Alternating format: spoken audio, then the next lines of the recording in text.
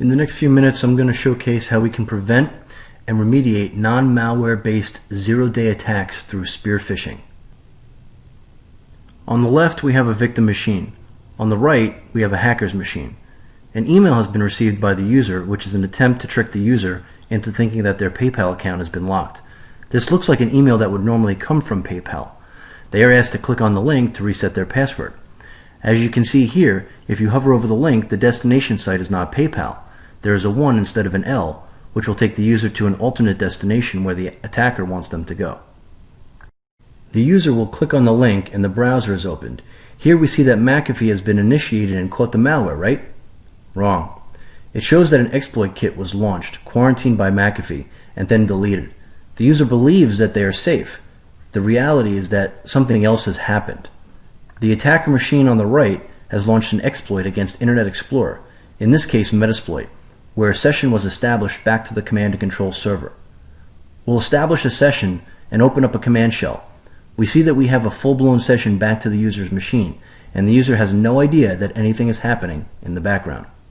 I'm going to highlight what was launched in the attack, and we can see here that the attacker machine on the right has launched an exploit against Internet Explorer, in this case Metasploit, where a session was established back to the command and control server.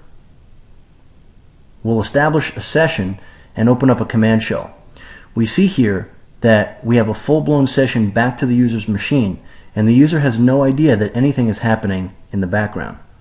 Next, we can scrape the directory of the C drive or desktop, and we find that this user, Michelle, has been working with some salary information.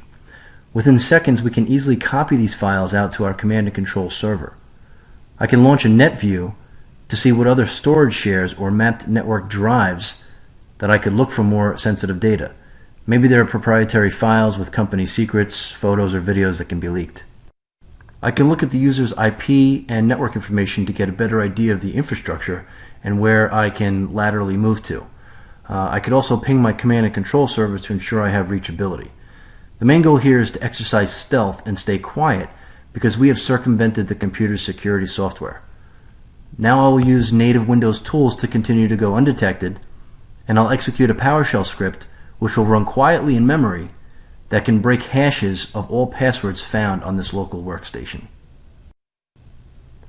After this command is run, you can see here that we are able to extract Michelle's password information. We've now opened the back door and we can get in whenever we want.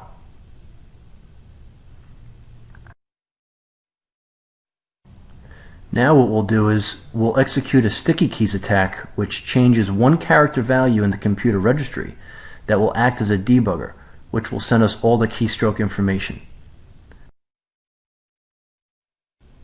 The exploit that we ran before is running in a process known as Notepad.exe. If Michelle would reboot her machine or end the process, this would disconnect my connection, as you can see here. Here we'll end the process. So in order to get back on Michelle's machine, I can use remote desktop, and since I already know her IP address, because I was able to extract everything I wanted, I can use the ease of access key and turn on the on-screen keyboard. Instead of getting an on-screen keyboard, I now get a full command shell. I'm inside of System32 and not running as Michelle.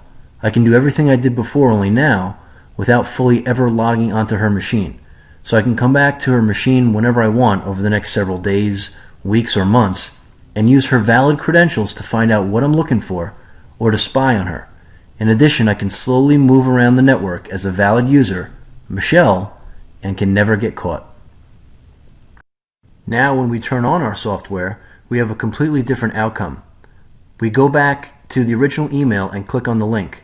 We see this time that there is no success and nothing is executed and launched into a process on the hacker machine on the right. In this case, Internet Explorer crashes and the exploit is not successful. McAfee pops up as usual, but we are able to protect the machine through memory protection remediation.